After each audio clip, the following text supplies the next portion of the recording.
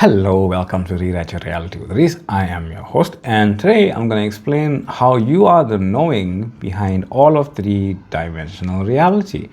Why it's not really one thing happening. There's no objective reality, right? So this idea, you give light to the light and you give dark to the darkness, I came up with yesterday, I think it was. Just to explain what that means. You are not in reality, right? You are not watching reality. You are reality itself.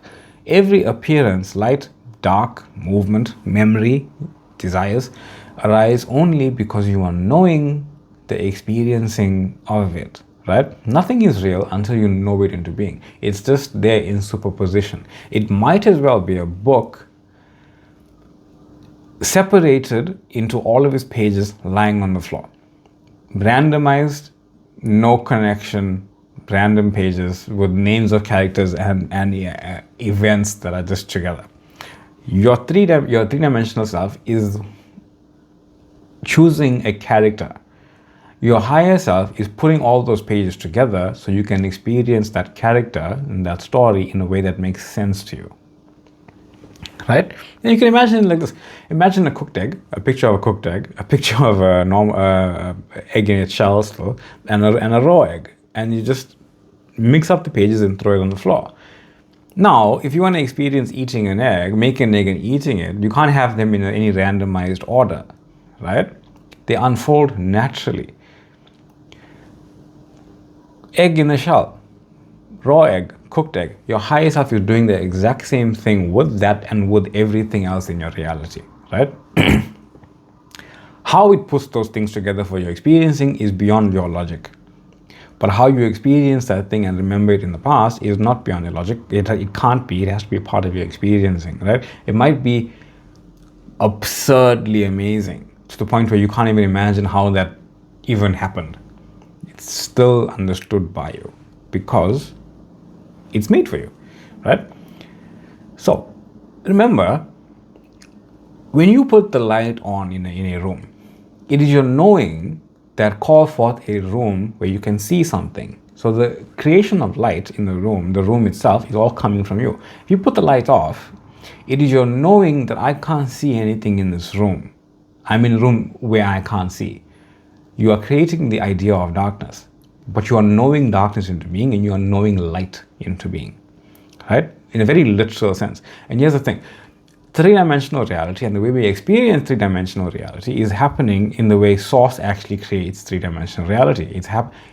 Three-dimensional reality is literally happening within your awareness. But in the three-dimensional world, everything gives off light. We understand this part, right? Light hits this thing and it reflects back into your eyes, and that's how we see stuff. But where are you seeing it? So if you hold something up to your face, where are you seeing this? Most people will say we're seeing it there, but you're not seeing it there. You see, light only travels in one direction. It goes into your eyes, right? And your brain decodes it and creates the idea of the image, the distance of that image, and how it relates to every other image that gave off light for you to see it. You see, I can't see what's behind me because the light isn't going into my eyes, but my awareness is creating it. I'm aware of it. Right? Even if my eyes aren't seeing it, but my awareness knows it's there. What my eyes are doing is allowing any kind of light that's here into me, and my brain is making a projection inside my brain that seems like it's here. Source is doing the exact same thing. It's creating a three-dimensional world within itself. So your brain is creating a three-dimensional world within itself, right? It's Source is doing that, but the reflection of what it's doing is what Source is doing. I really hope that's clear. I'll say it again, right? Light comes off everything in our world, in our three-dimensional world. It goes into your brain. Your brain deciphers that light as information because that's what it is. It's information, and it creates this illusionary world from your perspective within your brain so you can experience it, right? Because you don't see light out there, you see it in here. Even touch and taste and smell and hear and sound all are created in your brain and projected within it. Now, source, God, awareness is within itself creating the entire universe within itself. So your brain is actually mimicking, reflecting what source is doing to create. It's creating within itself. Your brain is creating within itself from what it's aware of. Your brain is literally creating what it is aware of within itself. Source is creating what it is aware of within itself. A very confusing thing. I hope not. I hope I explain that as succinctly as I can. If you need me to explain it again, I will. Right? So remember, if you are only creating within itself and what you have created is dead and gone when it's no longer being experienced, that means, like I said, if you took a book and took it apart, the characters within the book, circumstances, events, people, anything, past and present, are gone. The character no longer exists, just like your past. It no longer exists. There might be evidence within the three-dimensional world of a lived life experience because you have lived that life into experience, so you have known it into being. So if you go and write your name somewhere and go check it again in a couple of years, it probably will still be there because there is evidence that you have experienced that life, but you are no longer that life. That's why you're no longer going down that path, right? Remember, Neville Goddard says this about reality creation because it's all done within anyway, and this is the experiencing as the actor. The actor's part's last, right? The acting is last. As the director, as the writer, as the producer, your higher self, or you in your imagination as well, one being, one idea happening, one experience, one action rather, right?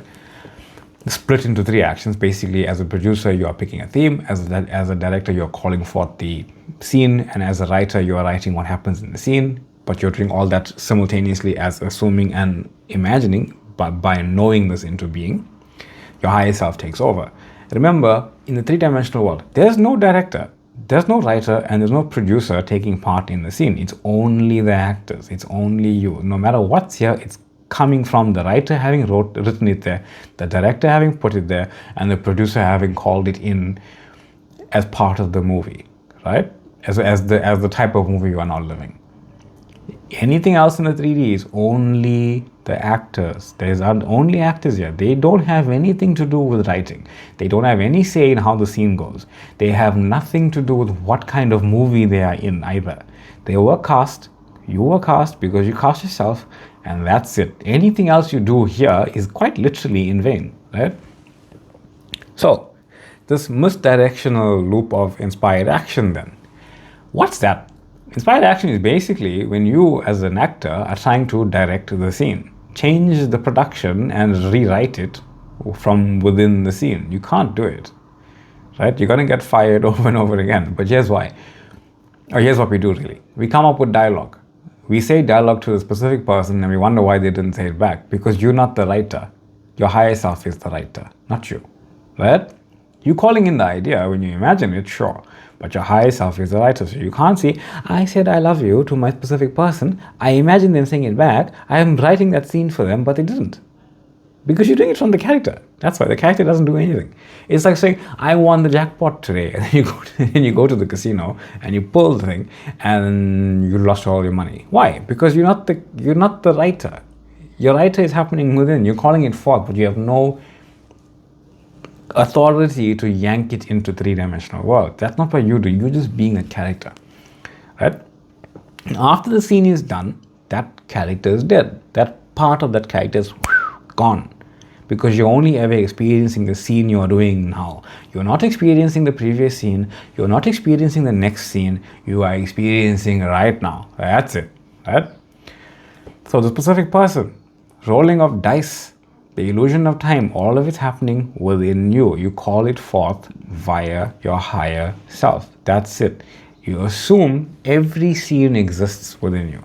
You assume every part of reality exists within you. You assume that you are God, the director, the author, and the writer of every single thing that could ever happen to you in your three-dimensional world. And you pick a scene, you pick a theme, you pick a way forward, you pick an end basically, right? And you be that character. that experiences that end by knowing yourself as the character, that you've always been that character. Because when you imagine yourself as something, you must be that thing now, right? Remember, signs are not messages of what's to come. It's just something happening right now as to who you are being right now. That's it. That's who you're being right now, right? So find knowing. You're not waiting to arrive. You're not chasing anything. You're not moving through time. You are experiencing being the character right now. How the experiences come to that character is beyond me, beyond you, beyond everybody. I don't care how many times somebody got it right in their video or life, or told you, hey, this happened like this. It doesn't matter. You are not them, they are not you. You are not that character. You are the one you are being, right? So you give light to the darkness. Sorry, you give light to the light, and you give dark to the darkness, but you give knowing to it all. You give light to the light, you give dark to the darkness, and you give knowing because you give knowing to it all. Right? That being said, this is Rewrite Your Reality. I'm your host Reese. Thank you all for being here. Much love. Beautiful comments on the previous video. Thank you for that, truly. Thank you for the liking. Thank you for the sharing. Thank you for the love, support, light, and love. Again and again and again. Facebook group available. If you want to join and ask questions there, you can join the community. It's growing every day. Good few hundred people there now. Same with TikTok. Quite a few hundred people there. More joining every day. Thank you for that, and I will see you all in the next one.